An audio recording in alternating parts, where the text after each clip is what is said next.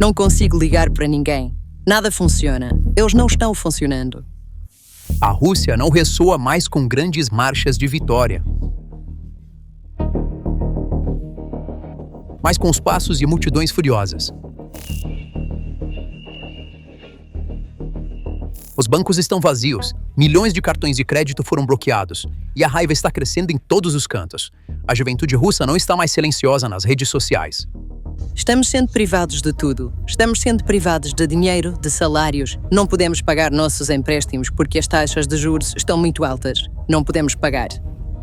Milhões de jovens russos não conseguem comprar casas, não conseguem pagar seus empréstimos. Até as necessidades mais básicas do século XXI são um luxo para eles. Oficiais de execução estão à porta. Para eles, o futuro é uma diáspora medieval. A Rússia está enfrentando a maior crise hipotecária de sua história.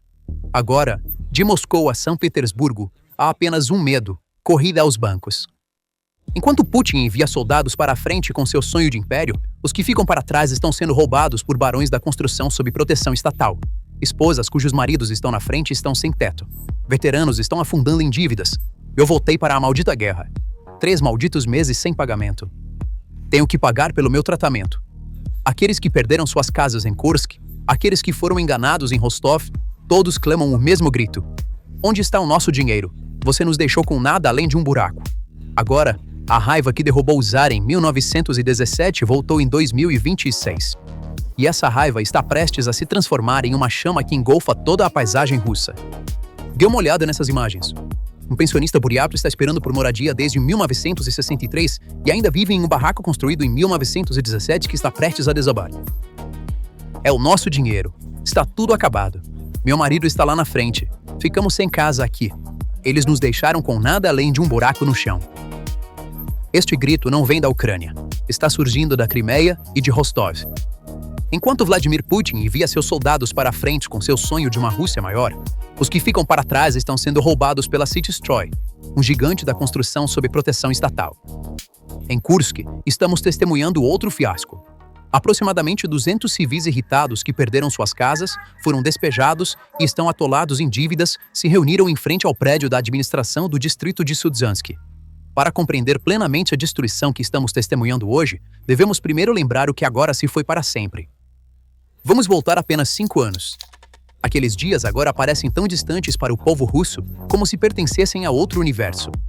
Após o caos dos anos 90, a Rússia rica em petróleo estava vivendo o período mais brilhante de sua história pós-soviética, sua própria era dourada. De acordo com os dados da Rosstat, 92% da população possuía suas próprias casas em 2021. Essa taxa era mais alta do que até mesmo potências ocidentais como os Estados Unidos ou a Alemanha. Nas ruas de Moscou e São Petersburgo, as pessoas estavam planejando suas próximas férias, seu novo carro ou sua mudança para uma casa maior, não apenas a sobrevivência. A renda real havia aumentado 160% desde os anos 2000. Os bancos competiam para distribuir empréstimos e as taxas de juros estavam em níveis administráveis. Para os cidadãos russos, possuir uma casa não era um luxo, mas um padrão implícito proporcionado pelo Estado. O famoso contrato social de Putin com seu povo estava funcionando perfeitamente. Você não se envolve em política e eu lhe proporciono prosperidade e segurança. No entanto, quando os tanques cruzaram a fronteira na manhã de 24 de fevereiro, não apenas a lei internacional, mas também a prosperidade que o povo russo havia construído ao longo de 30 anos foi destruída. Esse normal foi eliminado da noite para o dia. A classe média agora está se dissipando em filas de banco, e o sonho da casa própria deu lugar a uma terrível escravidão por dívidas. Para entender o colapso de hoje, é preciso ver claramente o que foi sacrificado. A Rússia jogou o futuro de seus filhos no fogo por causa de um sonho imperial. É aqui que começa o ponto de ruptura. O que está acontecendo está destruindo completamente a fé da juventude russa em Putin. De acordo com uma pesquisa de dezembro de 2025 pelo Independent Center Levada, 66% dos russos apoiam negociações de paz. Mas note que esse número ultrapassa 70% entre os jovens. Veja, os jovens estão experimentando uma explosão de raiva nas redes sociais. Não tenho mais palavras para dizer e não tenho mais forças. Estamos sendo privados de tudo. Estamos sendo privados de dinheiro e salários. Empresas individuais e sociedades limitadas estão morrendo silenciosamente devido aos impostos do governo. Não conseguimos pagar nossos empréstimos porque as taxas de juros estão muito altas. Não conseguimos pagá-los. Agora, uma onda de crescente raiva está surgindo entre o povo russo. Para onde estamos indo? Já fomos abaixo do mínimo, apenas abaixo do mínimo. Não podemos ir mais longe. Pare, porra, já chega. E os jovens não querem mais apenas paz. Estão direcionando todas as suas flechas para Putin. Quero lembrar daquela imagem das ruas de São Petersburgo. Em outubro, na Nevsky Prospect, uma banda de rua chamada Stop Time fez um concerto improvisado para uma multidão composta principalmente por jovens ao seu redor. A vocalista de 18 anos do grupo, Diana Loginova, o guitarrista Alexander Orlov e o baterista Vladislav Leontiev criaram um espaço de liberdade naquele momento. A multidão cantava junto com as letras ombro a ombro.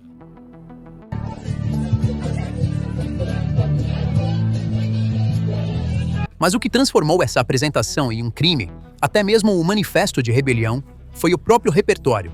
A peça que tocaram foi a famosa melodia do balé Lago dos Cisnes de Tchaikovsky. Para um público ocidental, isso pode ser apenas uma peça de música clássica melancólica. Mas na Rússia, na memória coletiva de um russo, o Lago dos Cisnes tem apenas um significado: o fim do regime chegou. Esta melodia era a música de anúncio de morte que tocava continuamente por horas na televisão estatal sempre que um líder morria na União Soviética. E mais importante, quando tanques estavam nas ruas de Moscou em 1991 e a URSS colapsou. Os dados de 2025 e 2026 que chegam à nossa mesa de análise também anunciam o fim da Federação Russa. A Rússia está se contorcendo no aperto da maior crise hipotecária, ou melhor, tsunami hipotecário, visto desde os anos 2000. Em apenas um ano, a taxa de inadimplência nos pagamentos de hipotecas mostrou um aumento astronômico de 76,6%. Isso não é uma simples flutuação na literatura financeira, mas o momento em que um sistema colapsa. O montante total de empréstimos inadimplentes atingiu 276 bilhões de rublos, um enorme aumento de 115 bilhões de rublos em empréstimos inadimplentes em comparação com o ano anterior. O que significa essa evaporação de dinheiro? Significa enormes buracos nos balanços dos bancos, liquidez congelada e torneiras de crédito completamente fechadas. A situação é tão grave que, apesar da propaganda de que está tudo bem, o Banco Central da Rússia está praticamente implorando aos bancos nos bastidores para reestruturarem seus empréstimos. Foi forçado a estender esse processo até meados de 2026. Elvira Nabiulina e sua equipe podem chamar isso de medida preventiva, mas qualquer pessoa com conhecimento financeiro chamaria de adiamento da falência. O caso CityStroy que você viu no início não é uma história isolada de fraude. É um símbolo de decadência sistêmica. As esposas dos soldados investiram em projetos promovidos pelo Estado e anunciados como seguros enquanto seus maridos estavam na linha de frente. A empresa coletou o dinheiro, lançou as fundações e depois desapareceu.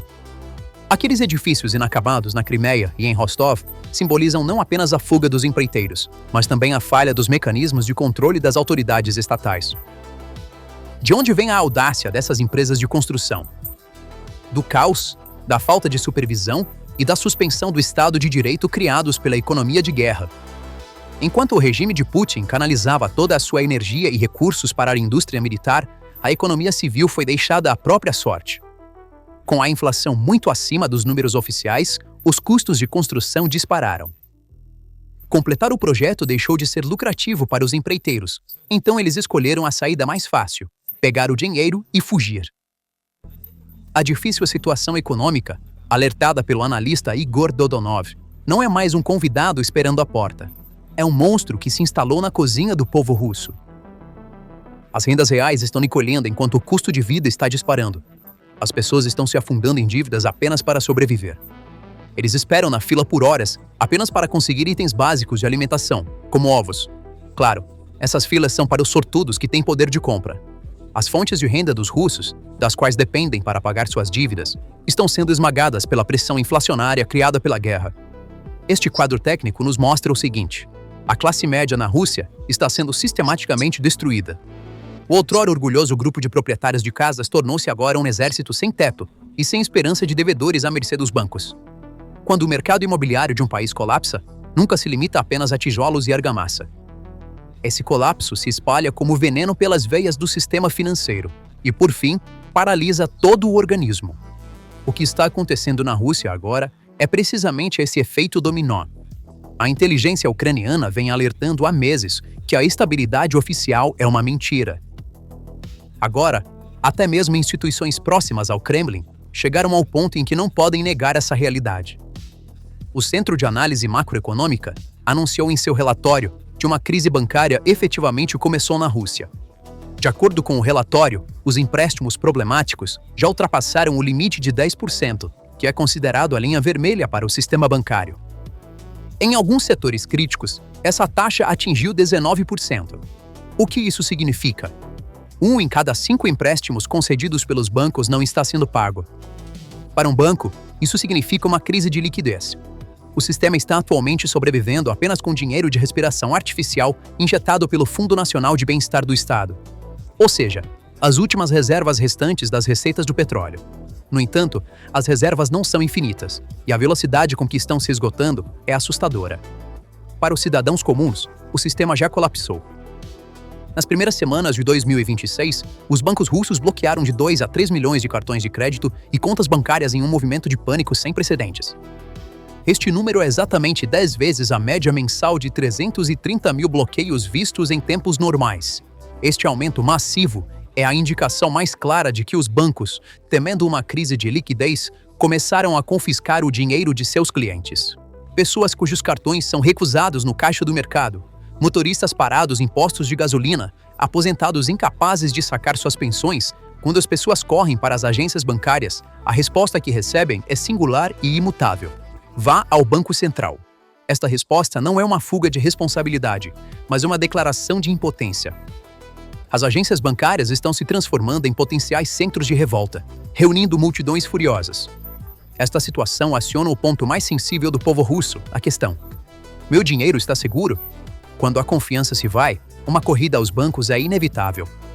E o resultado mais devastador desse processo? A histórica onda de falências. Segundo dados de 2025, mais de 500 mil de cidadãos russos declararam oficialmente falência ao recorrer aos tribunais. Isso representa um aumento massivo de 31% em relação ao ano anterior.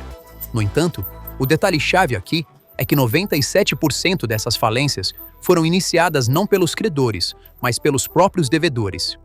Em outras palavras, o povo russo está levantando as mãos e dizendo: eu me rendo, estou acabado. Não posso lutar mais. Esta é uma bandeira de rendição financeira. Centros industriais e comerciais da Rússia, como Sverdlovsk, São Petersburgo e Krasnodar, transformaram-se agora em capitais de falência. Nessas regiões, que Putin se orgulha por sua indústria, as pessoas tornaram-se incapazes de pagar suas dívidas. Essas regiões também são consideradas o coração da indústria de guerra.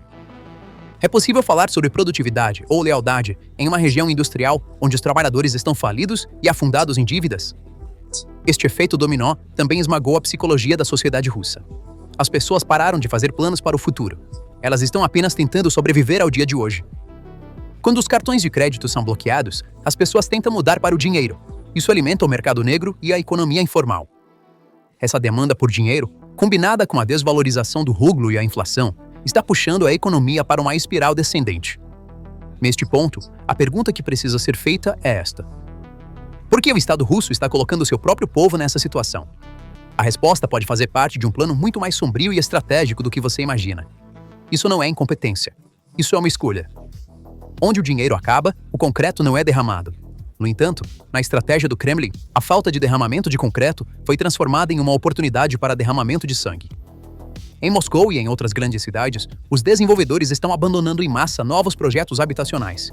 Os custos dispararam, a demanda despencou. Os canteiros de obras estão se transformando em cidades fantasmas onde o vento uiva. Esta crise na construção não é apenas um problema para os empreiteiros. O setor da construção era um dos motores da economia russa. Ele sustentava centenas de indústrias relacionadas, desde aço até vidro, móveis até transporte. Quando esse motor descarrila, os vagões atrás dele também tombam. O desemprego está aumentando rapidamente no setor real, mesmo que esteja oculto nos números oficiais. É exatamente aqui que a análise assustadora do economista Boris Grozovsky entra em cena. Grozovsky nos dá um tapa na cara com a terrível verdade por trás desta imagem. Isto não é um erro, é uma armadilha.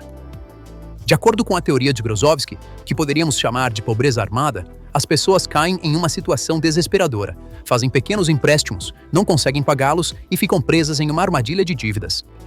Isso é lucrativo para o Estado, porque é mais fácil enviar uma pessoa endividada para a guerra. Sim, precisamos digerir cuidadosamente essa análise. Poderia o Kremlin estar deliberadamente empobrecendo seu próprio povo? Os dados apoiam essa teoria. Nenhuma rota de escape foi deixada para os 568 mil cidadãos russos que não conseguiram pagar suas hipotecas, tiveram suas contas bancárias congeladas e declararam falência. Apenas uma porta permanece aberta: o escritório de recrutamento militar. Enquanto o Estado está colapsando a economia de um lado, está prometendo bônus de assinatura astronômicos para ingressar no exército do outro. Em algumas regiões, disse que essas promessas chegam a 2 a 3 milhões de rublos. Em outras palavras, o regime de Putin transformou a crise econômica que criou em um mecanismo de recrutamento de soldados. No entanto, há um fator de risco importante que essa estratégia não leva em consideração: a juventude russa. Com um salário médio de 50 a 60 mil rublos, a taxa de juros do Banco Central elevada para 21% e a inflação real ultrapassando 100%, é agora matematicamente impossível para um jovem possuir uma casa. O futuro está apagado para a juventude russa. Ao contrário de seus pais e avós, eles não estão permanecendo em silêncio. Eles não estão aceitando um estilo soviético de conformidade. As redes sociais, os canais do Telegram e os fóruns clandestinos estão fervendo com a rebelião contra os baixos salários, a guerra e a falta de moradia. Os jovens veem que a grande Rússia prometida a eles é, na verdade, um sistema que os deixa sem teto, endividados e, em última análise, os envia para a morte na linha de frente. Essa consciência é o que o Kremlin mais teme, porque uma juventude sem nada a perder é mais perigosa do que mísseis nucleares. Então, há luz no fim desse túnel escuro. A equipe de análise estratégica da PPR Global tem uma resposta curta, clara e brutal para esta pergunta. Não. A porta de retorno para a Rússia está agora trancada para sempre, porque o que está acontecendo não é uma crise temporária, mas um colapso estrutural. O DNA da economia foi alterado. A administração Putin está se preparando para jogar suas últimas cartas contra este fim inevitável. Os 3 cenários a seguir são quase certos de se desenrolar nos próximos 6 a 12 meses. Putin sabe que não pode resolver a crise de caixa. Portanto, ele gradualmente eliminará o rublo físico e forçará a transição para o rublo digital. Isso não é modernização, é uma coleira. O Estado rastreará cada centavo gasto por seus cidadãos. Se um jovem criticar a guerra online ou a esposa de um soldado participar de um protesto, sua carteira digital será bloqueada com o apertar de um botão. A fome será usada como uma ferramenta de obediência.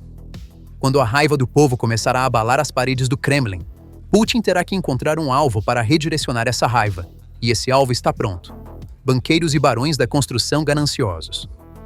Em breve podemos ver Elvira Nabiolina e alguns nomes na gestão econômica, até mesmo grandes oligarcas, sendo presos e declarados traidores da pátria ou agentes ocidentais. Putin vai transferir a culpa pela destruição que ele criou para outros, dizendo: "Não fui eu que empobreci vocês, foram esses ladrões." Tribunais em estádios serão montados, tentativas serão feitas para apaziguar o povo, mas nenhuma propaganda pode abafar o som de uma geladeira vazia. Os jovens sabem que seu futuro foi roubado. As famílias dos soldados sabem que foram enganadas. A história nos ensina isso. As revoluções na Rússia não começam em palácios, mas nas filas do pão. Foi assim em 1917. Foi assim em 1991. E em 2026, sob as luzes fracas das casas hipotecadas, a terceira grande ruptura está se aproximando. A guerra não está mais nas planícies da Ucrânia. Está nas cozinhas da Rússia, nos bancos e nos canteiros de obras inacabados. E neste fronte, Vladimir Putin não tem chance de vencer. Dissemos que o futuro da Rússia está hipotecado. Parece que os oficiais de justiça já estão à porta. Então, o que você acha? Compartilhe suas valiosas opiniões e análises conosco na seção de comentários. Obrigado por assistir. Não se esqueça de se inscrever no nosso canal, ativar as notificações e curtir este vídeo para apoiar nossas análises independentes.